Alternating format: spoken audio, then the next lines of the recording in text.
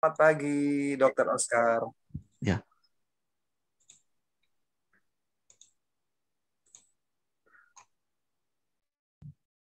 ya ini kita mulai.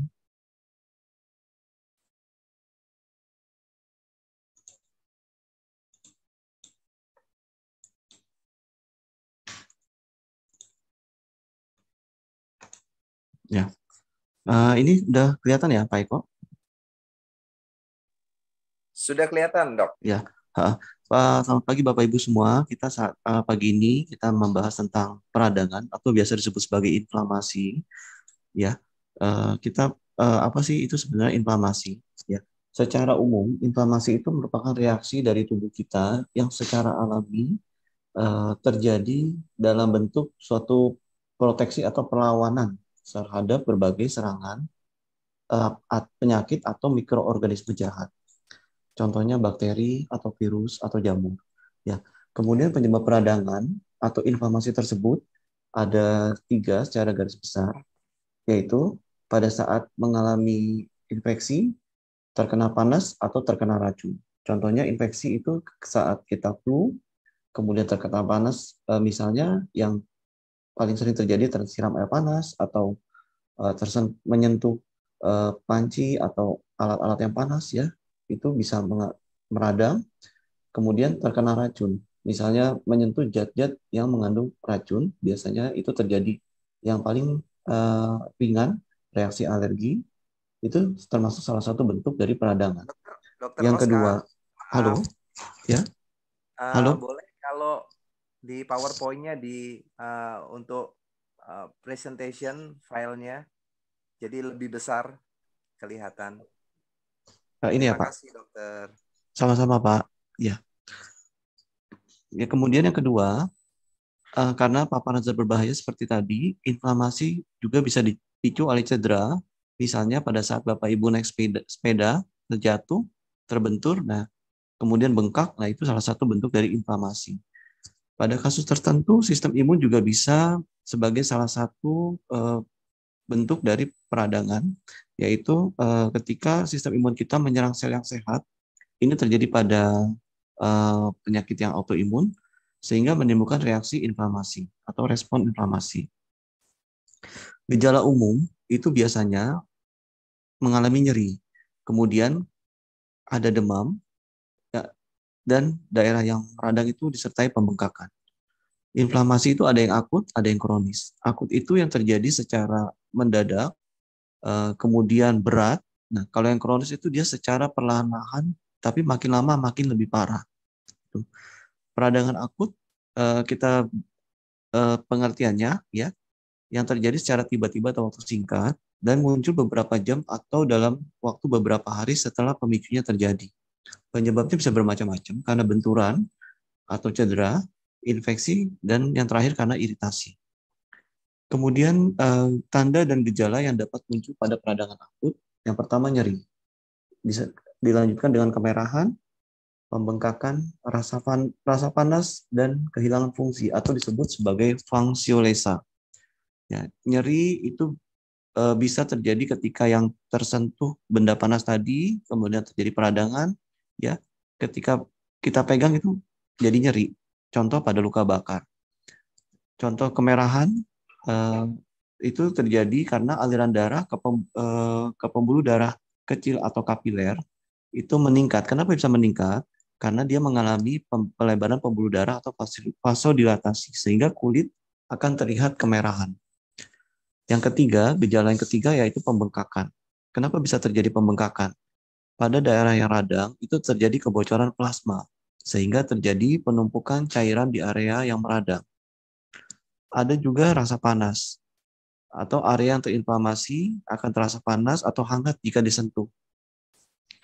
Hal ini karena banyaknya aliran darah yang terkonsentrasi ke daerah tersebut. Berikutnya yang fungsi lesa, yaitu contoh ketika habis mengalami eh, yang mengalami peradangan, kadang-kadang kita jadi kok kayak baal gitu. Atau kalau contoh pada tulisan ini yaitu menjadi sulit bernapas, contohnya itu peradangan pada rongga hidung, jadi rongga hidungnya itu di dalamnya meradang, dia membesar dengan yang daerah dalam salurannya membesar, sehingga ruang yang ada di dalam saluran hidung itu jadi menyempit gitu. Sehingga kita tidak bisa mencium sensasi wangi-wangian atau bau. Contoh penyakit yang masuk sebagai peradangan akut yaitu contohnya peradangan lambung, radang usus buntu, yaitu usus buntu yang akut, kemudian kuku cantengan, bronkitis akut, yaitu infeksi pada bronkus atau saluran paru, luka tergores, ya ketika tergores pisau atau benda tajam, pinggirannya mengalami pembengkakan, kemudian sakit tenggorokan akibat flu salah satunya. Pada peradangan kronis, pengertiannya yaitu suatu kondisi di mana peradangan berlangsung dalam jangka panjang dan terkadang sangat merusak bagian tubuh yang terkena. Penyebab dari peradangan kronis itu karena inflamasi yang awalnya akut namun tidak segera diobati. Contoh pada penyakit autoimun, kemudian paparan iritan dalam jangka waktu yang lama. Misalnya Bapak Ibu biasa bekerja sering terpapar minyak tanah, ya, itu bisa terjadi peradangan kronis pada pergelangan atau pada telapak tangannya. Gejalanya yaitu pada yang kronis, contohnya sariawan, kemudian bisa terjadi demam. Pada orang yang mengalami inflamasi kronis, itu dia seringkali lemas Bapak Ibu. Jadi bawaannya tuh kok malas saja. Kemudian muncul ruam-ruam atau kemerahan pada kulit. Kemudian sering sakit perut. Jadi kalau Bapak Ibu misalnya, kok perut tuh rasanya nggak enak, kayak masuk angin. Padahal udah makan, pagi udah makan. Itu salah satu bentuk dari peradangan kronis. Beberapa kasus juga menunjukkan adanya sakit pada bagian dada. Biasanya itu peradangan pada organ paru. Tingkat keparahan gejala di atas bisa bermacam-macam, mulai dari ringan sampai parah. Dari sariawan misalnya dari yang 1-2 sampai sariawannya penuh di dalam satu mulut. Nah, ini mekanisme peradangan, mulai dari kiri itu kondisi yang normal sampai yang paling kanan itu kondisi yang sudah terjadinya suatu inflamasi. Ya. Jadi yang paling atas itu dari kiri, permukaan paling atas itu kulit, tengah bagian jaringan konektif di bawah permukaan kulit. Nah, di bawah permukaan kulit itu ada pembuluh darah. Ketika masuk bakteri atau kuman, terjadi perlawanan dari sistem imun kita. Jadi luka dulu, kuman atau bakteri masuk, terjadi perlawanan dari sel efektor, kemudian terjadi reaksi inflamasi gambar ketiga dari kiri, ya. Sel darah putih keluar dari pembuluh darah untuk ikut menyerang si bakteri tadi. Nah, analogi gampangnya bayanginnya, perang antara sel darah putih, sistem imun kita terhadap bakteri yang masuk tadi ada pada gambar paling kanan. Gitu. Jadi sel darah putih itu yang bulatan besar warna kuning yang berada di dalam blood capillary atau pembuluh darah itu gambar sel darah putih Bapak Ibu. Jadi dia keluar dari pembuluh darah. Nah, ini dari gambar ini setidaknya Bapak Ibu jadi bisa, oh ini loh, nanti bisa menjelaskan ke para saudara atau teman-teman kenapa sih bisa jadi, oh ini karena meradang tuh begini. Jadi awalnya kamu luka, masuk bakteri, terjadi pore di entry, ya itu bahasa Prancisnya. Jadi pintu masuk itu melalui luka. Nah, setelah terjadi pintu masuk dari luka, bakteri masuk gitu. Nah, bakteri dihadang oleh sistem imun kita, kemudian leukosit yang berada dalam pembuluh darah atau sel darah putih, dia lihat, waduh, sistem imun lagi berantem nih, aku mau bantuin dia, gitu. Nggak bisa nih, ada penyerang nih. Nah, dia keluar dari pembuluh darah. Nah, pertempuran itulah menghasilkan gambar yang paling kanan, Bapak Ibu, yaitu reaksi inflamasi, peradangan, ada bengkak, ya, pembuluh darahnya melebar. Coba Bapak Ibu lihat, blood capillary dari gambar paling kiri sampai yang paling kanan, ya, dia melebar. Gitu. Kemudian terjadi pembukaan pintu dari blood capillary yang paling kiri itu rapat, di paling kanan dia melebar. Gitu, yang garis-garisnya yang paling kanan itu agak putus-putus. Supaya apa? Supaya sel darah putih bisa lolos keluar. Nah, akhirnya apa? Terjadi pembengkakan, reaksi panas, ya, konsentrasi aliran pembuluh darah yang banyak ke daerah tersebut. Itulah yang terjadi pada reaksi inflamasi. Nah, sekarang Bapak Ibu kita lihat, kita ambil contoh inflamasi pada lambung. Pada pagi ini kita membahas inflamasi khusus pada lambung. Ini contoh gambaran endoskopi permukaan dinding lambung Bapak Ibu semua dan termasuk dinding lambung saya juga.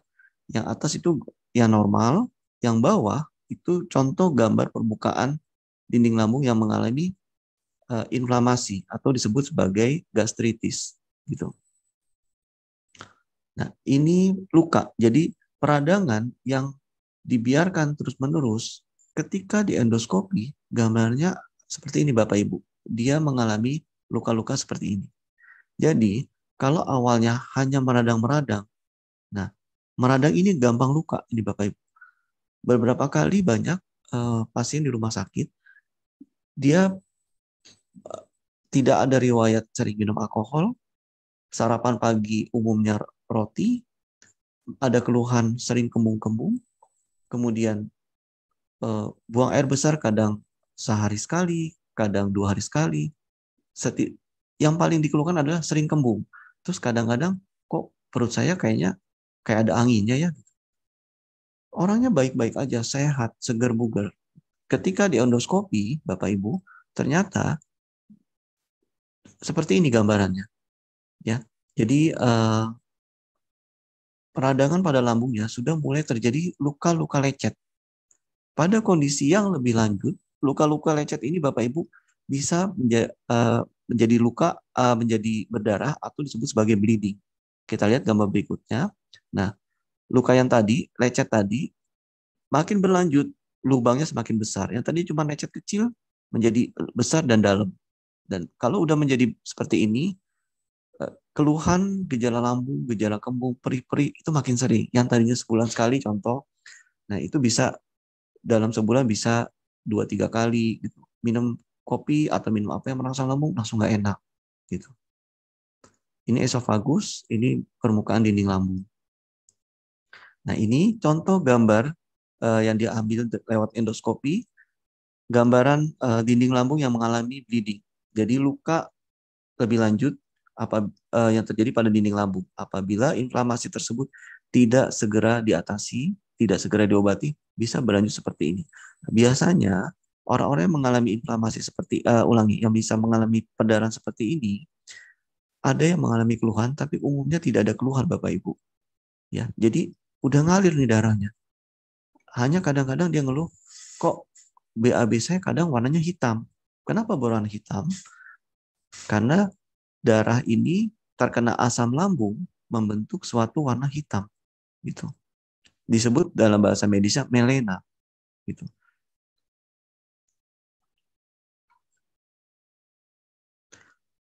Lantas, kalau orang yang mengalami inflamasi, biasanya dokter itu memberikan obat-obat apa aja? Yang pertama, obat antiinflamasi golongan dan non-steroid.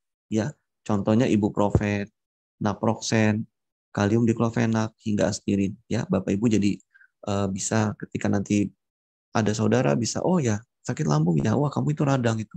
Ya udah, sementara boleh nih minum ini gitu. Kemudian yang kedua, golongan kortikosteroid. Contohnya, golongan kortikosteroid itu contohnya ya, Bapak Ibu mungkin pernah dengar atau sering mendengar dexamethasone, ya, kemudian metilprednisolon, gitu. Kortikosteroid merupakan salah satu tipe hormon steroid dengan kemampuan cara kerjanya menekan sistem imun yang menyerang sel sehat untuk mengurangi respon inflamasi. Obat yang ketiga, biasanya dokter meresepkan obat pereda nyeri. Jadi Bapak Ibu, kalau mengalami sakit lambung atau mengalami peradangan, kurang lebih 3 obat ini yang digunakan oleh dokter, 3 golongan obat ini. Kemudian selain obat, bisa nggak pakai yang alami? Bisa Bapak Ibu. Yang pertama, contohnya untuk meredakan peradangan, bisa pakai ikan gabus. Loh kok bisa pakai ikan gabus? Nah, nanti kita bahas. Mengapa bisa menggunakan ikan gabus? Berikutnya, untuk yang mengalami peradangan, bisa dengan makan sayuran segar, contohnya brokoli. Kemudian golongan kacang polong, ya, kenapa dia bisa untuk mengobati inflamasi atau peradangan yang akut ataupun kronis? karena dia mengandung serat dan fitonutrien. Fitonutrien, fito itu tumbuhan, nutrien itu nutrisi, nutrisi dari tumbuhan. Jadi kacang polong itu mengandung nutrisi-nutrisi yang dia mampu bekerja dengan cara membantu mengurangi reaksi peradangan. Nah, ini yang tadi. Kok ikan gabus bisa untuk mengobati inflamasi? Ya, karena ikan gabus dia membantu pembentukan dan pertumbuhan otot, itu nilai lebihnya. Dia menjaga stabilitas cairan tubuh, seperti tadi kita pelajari bersama. Pada reaksi peradangan, terjadi penumpukan cairan di daerah yang mengalami peradangan. Kita kembali lagi, yang ini Bapak Ibu. Ya, ini tidak mengalami penumpukan cairan. Ini gambar 4 mengalami penumpukan cairan. Ini pembuluh darah, dinding pembuluh darah melebar. Yang tadinya rapat, ini rapat Bapak Ibu, dia melebar. Keluarlah plasma atau cairan dari pembuluh darah ke jaringan yang mengalami peradangan. Gitu. Manfaat lain dari ikan gabus, dia mempercepat untuk pemulihan luka operasi. Karena apa? Karena nanti ada zat tertentu, yaitu albumin, membantu mengatasi odem atau bengkak pada tubuh, yaitu bengkak pada tubuh pada peradangan, baik itu pada peradangan yang ada di dalam, contohnya di dinding lambung, peradangan pada dinding hidung, peradangan ataupun peradangan pada permukaan, contohnya benjol karena kebentur, ya, atau peradangan karena terkena panas, seperti tadi kita pelajari bersama. Manfaat ikan gabus lainnya adalah meningkatkan daya tahan tubuh. Ini sangat bermanfaat sekali Bapak Ibu ketika kita mengalami infeksi flu atau kita mengalami infeksi karena terkena virus. Contohnya virus corona dan infeksi lainnya. Nah, ini Bapak Ibu, Supahabu memiliki produk Supahabu Alpha yang diekstrak dari ikan gabus. Ini contoh gambarnya. Fungsi dari Supahabu Alpha, dia membantu membentuk jaringan sel baru dan regenerasi sel dengan adanya protein dan albumin, kadarnya 300 mg. Yang kedua, membantu menutrisi, meningkatkan kadar albumin dalam darah. Ini sangat bermanfaat bagi pasien-pasien yang dia memerlukan albumin atau pada orang-orang yang pasca operasi. Kenapa perlu albumin? Karena untuk pembentukan jaringan barunya. Supaya yang tadi bekas operasinya cepat kempes, yaitu mengurangi terjadi peradangan yang berkurang, ya, kemudian terbentuk jaringan baru, artinya bekas operasi dia cepat kering dan pasti jadinya lebih cepat sembuh. Yang ketiga, memberikan nutrisi yang memadai kepada ibu hamil dan janin, serta masa kanak-kanak di mana terjadi pembentukan dan perkembangan otak yang signifikan. Karena apa? Otak kita itu butuh protein tinggi. Kadar protein pada albumin, 100 mg albumin, itu kadar proteinnya Bapak Ibu 18, sekian. Kita bandingkan dengan telur ayam maksudnya, kadar protein telur ayam dengan gram yang sama, 100 mg telur ayam, itu mengandung protein 12, sekian. Kurang lebih 12,3 atau 0,7. Jadi beda ya, yang dari albumin, proteinnya justru lebih tinggi dibandingkan makan telur. Yang keempat, fungsi dari Supahabu Alpha ini untuk menjaga kesehatan pencernaan dan mengobati hipoalbuminemia pada kondisi orang yang kurang albumin. Kok bisa mengobati pencernaan? Ya seperti itu tadi. Kalau sering terjadi peradangan lambung, ya terjadi peradangan usus, Supahabu Alpha ini dia bisa meredakan peradangannya dengan apa? Dengan fungsi albuminnya tadi. Yang kelima, sebagai antiinflamasi, jelas sebagai anti peradangan, sehingga mencegah kerusakan organ penting lebih lanjut. Jadi seperti tadi Bapak Ibu kita pelajari bersama, lambung yang mengalami peradangan awalnya bercak-bercak merah, ya kalau nggak diobati, dibiarin aja, lama-lama terjadi perdarahan. Mulai dari perdarahan yang ringan, nggak terlalu terasa, tapi dia terus terjadi kebocoran. Nah, indikatornya apa? Atau kita lihatnya dari apa? Orangnya tampak baik-baik saja, tapi ketika dilakukan pemeriksaan darah, kok mengalami anemia? Gitu. Ketika perempuan ditanya, ibu lagi haid? Enggak. Ibu kadang suka ada darah? Enggak. Buang air kecil? Enggak, baik-baik aja. Nah, itu bisa kemungkinan terjadi adanya perdarahan dari lambung. Nah, dari sini Bapak Ibu jadi mulai ada ilmu baru, ya.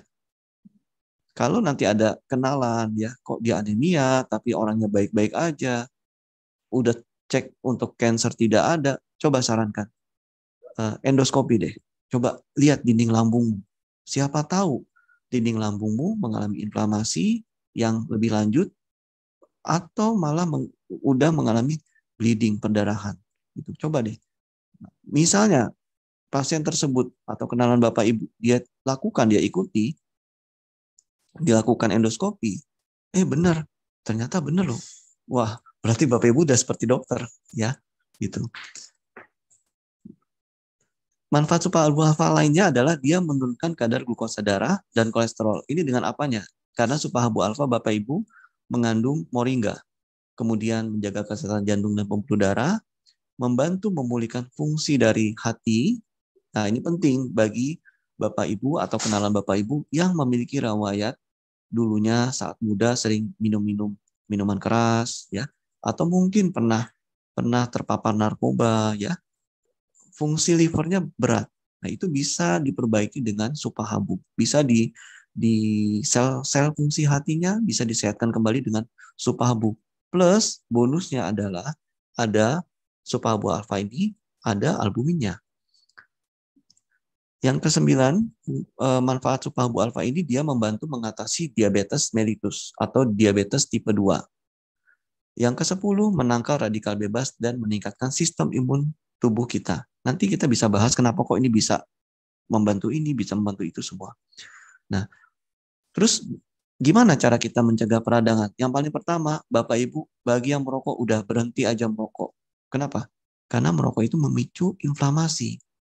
Gitu. Kenapa rokok disebut bisa menyebabkan kanker? Bisa. Ya, karena apa? Karena dia menyebabkan peradangan. Di samping itu memang ada racun-racun tertentu. Nah, peradangan itu yang terjadi secara setiap hari berbulan-bulan, bertahun-tahun disebut sebagai peradangan kronis, ya, memicu radikal bebas semakin menumpuk di dalam tubuh dan peradangannya terus terjadi. Akhirnya bisa apa? Merangsang terbentuknya sel kanker. Selnya bermutasi, Bapak Ibu. Berubah. Kenapa? Selnya bete.